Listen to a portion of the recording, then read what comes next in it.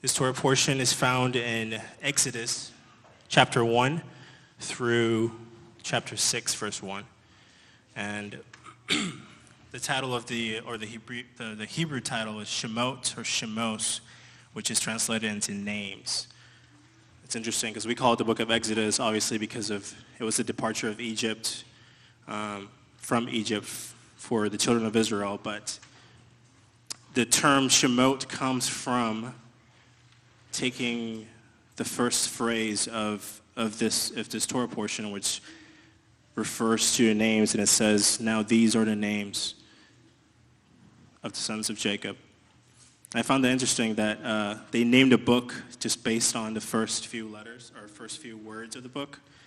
It got me thinking, I wonder how that would be in well-known bestsellers that we have.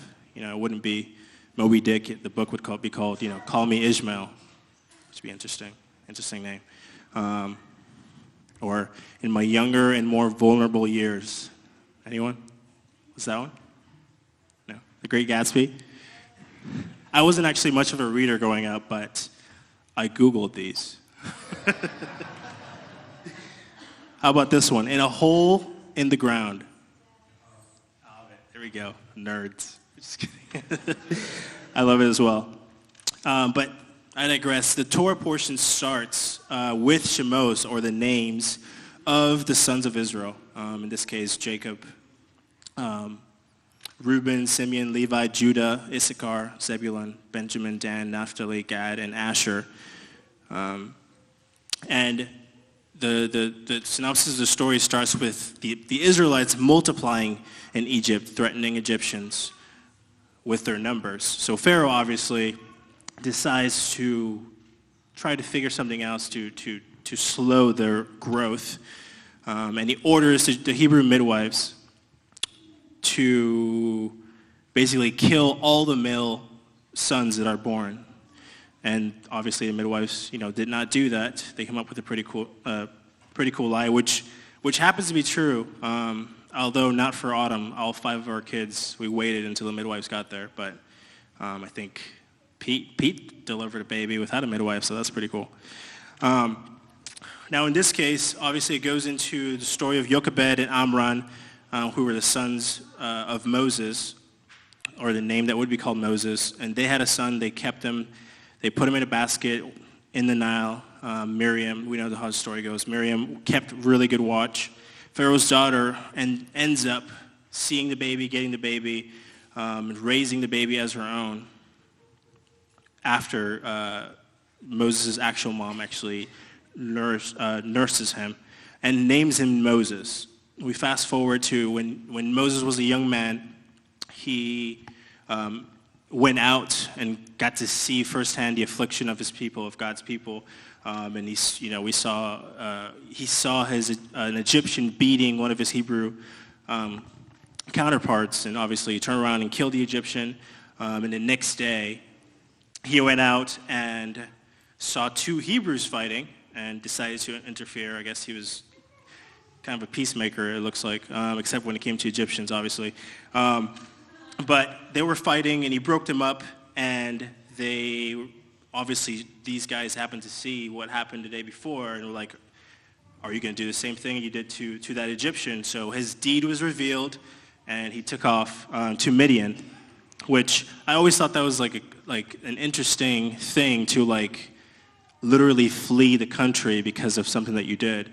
And I feel like I used to not always believe that, but then growing up, my dad told me a story about my grandpa, which is a very interesting story in how I actually got my last name. My last name is Munoz, but I haven't verified the story, obviously, but I find it pretty cool. So my grandpa is originally from Colombia, or was originally from Colombia, and while he was in Colombia, he got involved with, Colombian things.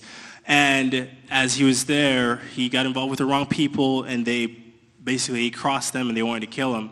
So what he did was that he fled the country, a lot like Moses. He fled the country from Colombia and came to Curacao, which is where I'm from, at a Dutch island in the Caribbean. It's 30 miles off the coast of Venezuela. So he had to travel far, But it always made me wonder what he actually did to do something that drastic. But he actually fled the country, but that wasn't the only thing he did.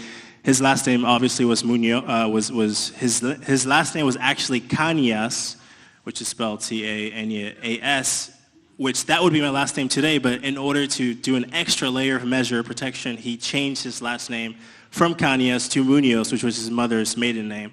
So that's how I got my name.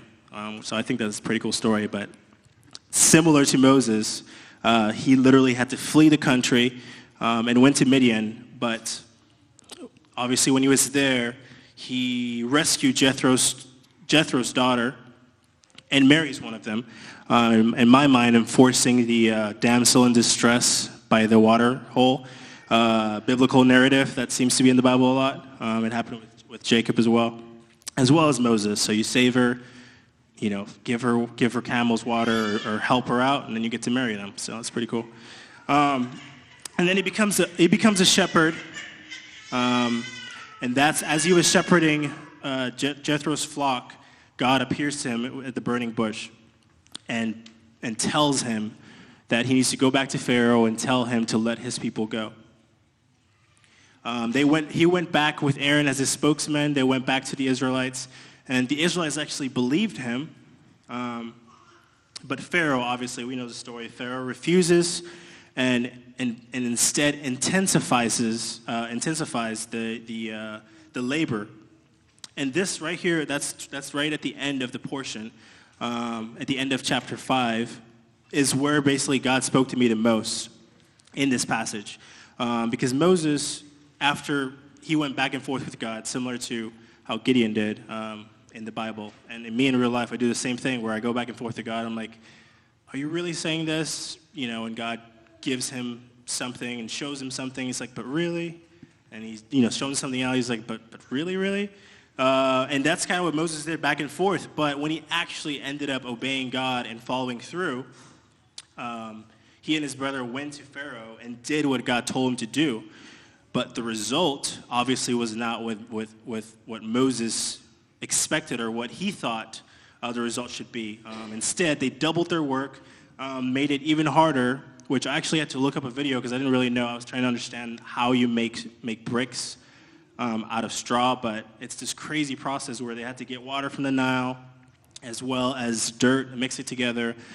Before Moses went forward, the Egyptian provided the straw, but after that, they were like, okay, you're going to go get your own straw. So the work got harder, but they told him to keep the same quota, which was insane. So when the work got harder, they went and complained to Moses, and then Moses turns to God and does what I do many times, which is complain to God after I feel like I've done something that God wants me to do, and then the result isn't what I expect, so I complain. Moses said, at the end of chapter 5, he turns to God and says, "O Lord, why have you brought harm to this people? Why did you even send me? Ever since I came to Pharaoh to speak in your name, he has done harm to his people, and you have not delivered your people at all." This sounds a lot like me. I feel like even recently, I'm working on it, but I seem to have this mentality where I feel like if I do something that God wants me to do, or if God says, do this, automatically, A, I expect him to bless me right away. But B, if something goes awry, I'm like, God, I'm doing what you told me to do. Why isn't this changing? And that's very much what was happening here, where we're going through, or happens to us. We go through adversity, we go through storms, and we see fire in our path, something that we don't expect to see. Even though God knows what he's doing, we turn to God and we say, God, what is happening? It's like we tell God, why did you tell us to take a stand? Why did you tell us to say this or do this? And when something goes awry, right away, we're quick to complain. But what I noticed in this passage, something that both Moses had to learn, because this was kind of at the beginning of his mission, but he had to learn as time went on, was the difference between faith and trust or confidence in God. And that having faith, we know, is the substance of things hoped for, the evidence of things not seen. So it's like the knowledge, knowing that no matter what happens, God's in control. Like, it's just like a head knowledge. We know it. We believe it.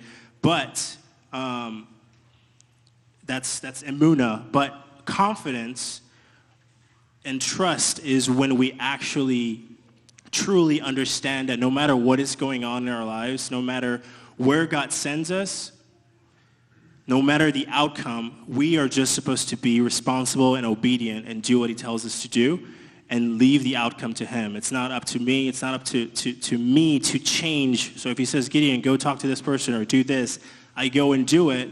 But if perhaps they don't have the right reaction or the right response, it's not my job to say, oh, God, what's going on? No, that was me being obedient because knowing that he will take care of the rest. He will be the one. And I trust in him and have confidence in him to follow through with his plan, and I just do my part. And this is the same in Moses, basically was doing what God told him to do, but as soon as the result wasn't what he expected, he changed it. Because what God tells us to do, that we're responsible to be proactive, but not, again, in charge of the outcome of the results. And in faith, we know that God deals with us, is always with us 24/7, 365. But when we have confidence and trust in God, we know that no matter what is going on, no matter how high the mountains, no matter how tough the situation is, God has us there for a reason. And if we look at at the end of the portion, God shows him the reason, which in this case, it wouldn't have been accomplished unless Pharaoh turned up the heat and hardened himself, because as he says, then God says to Moses, now you shall see what I will do to Pharaoh, for under the hardening or compulsion he will let them go, and under the hardening he will drive them out of his land. So this is something that God is showing me currently in my life, in that I am not to determine the outcome of what God is taking me through. I need to trust and have confidence that he has me in there for a reason, and knowing that he will perform that work in the end, regardless of what is going on in the middle. As he's taking me through the fire, as he's taking me through the storm, the outcome will be that I will be turning into gold, and he will perform that perfect work that he has done. So just like Moses, what I learned from this Torah portion is that God is always in control. Yes, I know that, but I also need to see that God determines the outcome and allow him to follow through with that. So, thanks, guys.